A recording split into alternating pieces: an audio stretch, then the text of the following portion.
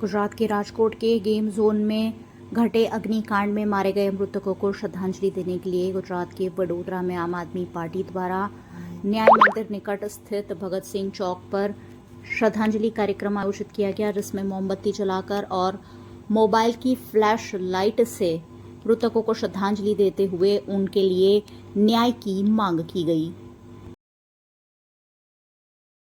શ્રદ્ધાંજલિનો કાર્યક્રમ જે ગઈકાલે રાજકોટમાં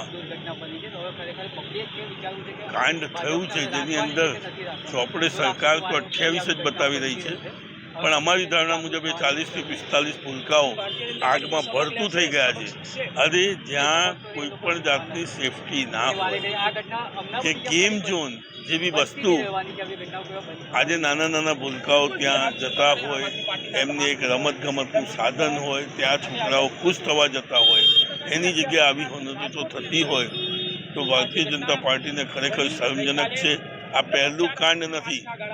આજે આનાથી 4 મહિના પહેલાં વડોદરામાં એક બોટકાંડ થયો, એની પહેલાં સુરતમાં એક અગ્નિકાંડ થયો, એની પહેલાં બરોડામાં આજથી 4-5 વર્ષ પહેલાં બી એક બોટકાંડ થયો। આજે અમદાવાદ, બરોડા, સુરત કે રાજકોટ, આ તો ગુજરાતના 4 મુખ્ય શહેરો છે। જો આવી જગ્યાએ આટલા મોટા કાંડો થતા હોય કે આવી હોનરતો થતી હોય તો બીજું બધું તો આપણને ખબર જ નથી પડતી ક્યાં શું થઈ રહ્યું।